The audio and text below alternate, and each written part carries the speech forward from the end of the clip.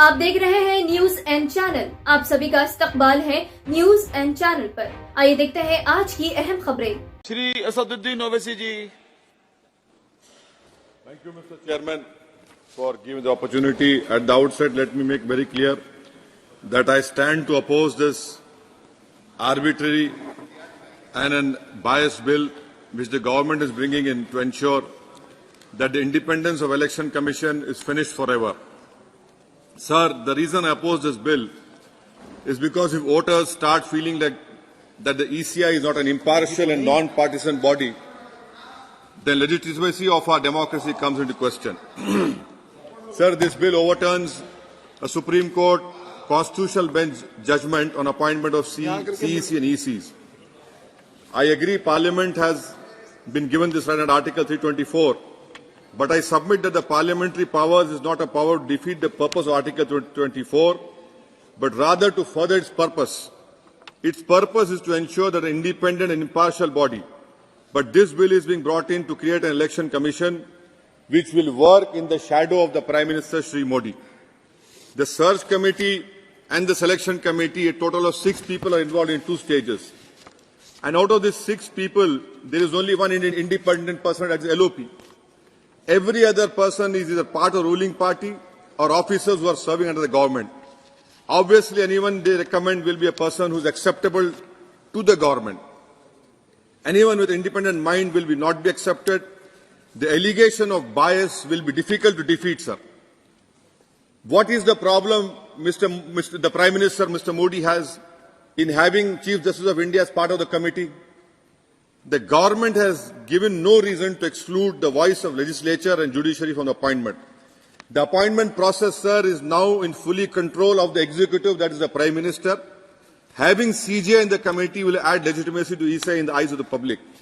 By bringing such a legislation, you are ensuring that the legitimacy which the ECI enjoys now, it decreases in the eyes of the common people.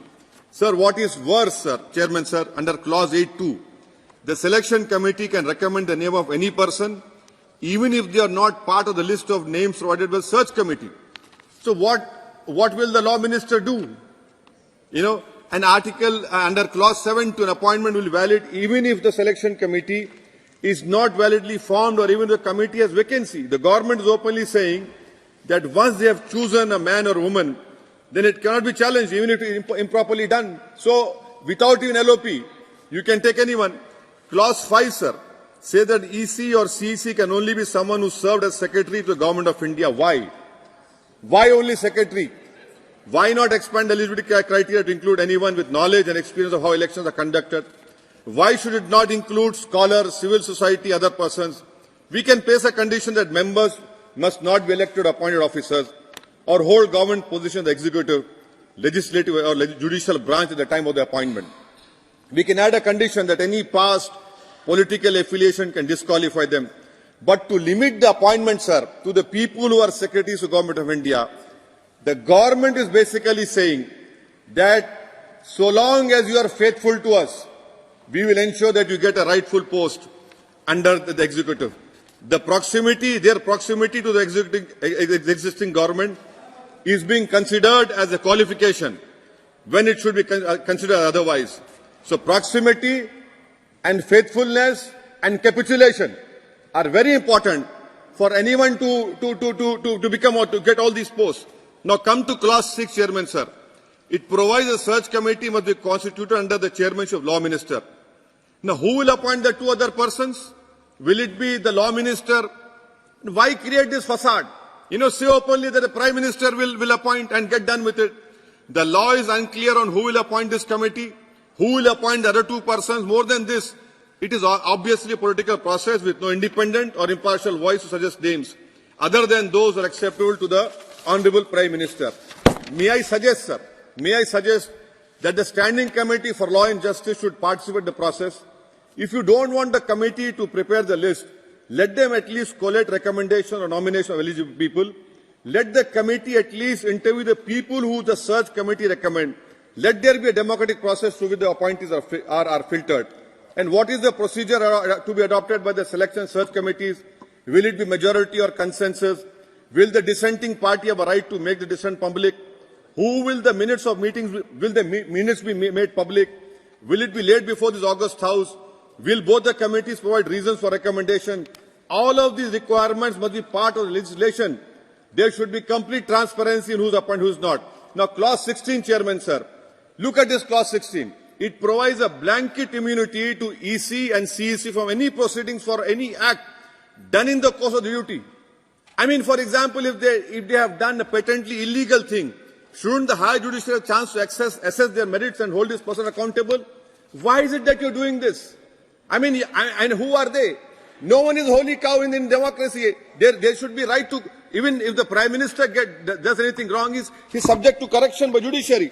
Now, sir, a constitutional bench in Anup Baranwal, I am just reading paragraph 9, sir. I know I have limited time. In paragraph 9, the Supreme Constitutional Bench Supreme Court says, the executive alone being involved in the appointment ensures that the commission becomes and remains a partisan body and a branch of the executive. The independence of the commission is intimately interlinked with the process of appointment. Paragraph 165, the Constitutional Bench says, he must be chosen, the election commissioners must be chosen not by the executive exclusively and particularly without any objective yardstick. You are completely doing what the Supreme Court has said. Now, sir, read the paragraph A of the Constitutional Bench judgment. Like the judiciary, the election commission must display fearless independence in the absence of norms regarding the appointment. A central norm, institutional integrity is adversely affected. An independent appointment mechanism will guarantee eschewing of in the prospect of this bias. So, sir, Dinesh Goswami Committee on Electoral Reform 1990 said the same thing. They said, have for CEC, Chief Justice, Leader of Opposition should be there. Then for Election Commissioner, Chief Justice, Leader of Opposition, Lok Sabha should be there. National Commission to Review Working of Constitution Report 2002 said Prime Minister, LOP, Leader of Opposition, Rajya Sabha, the Speaker of Lok Sabha and the Deputy Chairman should decide who should be made CEC and ECs. Law Commission Report 255, headed by Justice A.P. Shah, said that the appointment of all ECs and including CEC should be made by President with a 3-member collegium or selection committee consisting of Prime Minister, Leader of Opposition, Lok Sabha, and the Chief Justice of India. What did Baba Saheb Ambedkar said, sir? I mean, you don't have any regard for Baba Saheb Ambedkar. The Prime Minister and all of you say, Baba Saheb Ambedkar, this, that. But what about you? What did Baba Saheb say? Baba Saheb Ambedkar said on June 15, 1949, sir. I'm reading only few lines of what great Ambedkar had said, who I feel was the tallest leader India has ever produced. He was more taller than Mahatma Gandhi also. What Baba Saheb Ambedkar said, in every early stage of the proceeding of Constitutional Assembly, a committee was appointed to deal with what are called fundamental rights. The committee made a report. The committee made a report that it should be recognized that independent elections and the avoidance of any interference by the executive in the election to the legislature should be regarded as a fundamental right and provided for in the chapter dealing fundamental rights. When the matter came up before the House, it was the wish of the House that while there was no objection to regard this matter as of fundamental importance, it should be provided for in some other part of the Constitution and not in the chapter dealing fundamental rights. Baba Sahib goes on and says, but the House affirmed without any kind of dissent that in the interest of purity and freedom of elections to the legislative bodies, it was of the utmost importance that they should be free from any kind of interference from the executive of the day. You are going against what our Constituent Assembly, Dr. Baba Sahib Ambedkar said. And sir, I'm concluding, sir. Section 10 of the bill, sir. Section 10 of the bill provides the salaries of the EC and the CEC shall be equivalent to that of Cabinet Secretary. Why are you degrading it? Earlier, the salaries were equivalent to the Supreme Court judge. Why is the government doing it, sir? To control them. No, please. And I'm concluding, sir. Both important, sir. Because the salaries and benefits available to judge of Supreme Court can only be altered by Parliament. Whereas, if the benefits are according to Cabinet Secretary can be decided by the Executive upon the recommendation of Pay and Commission. So, sir, this is very important that the Election Commission funds are not being drawn from the Consolidated Fund of India. Can the government change it? And that is why, sir, I feel that this will create a trust deficit in the eyes of people for CEC and the ECs.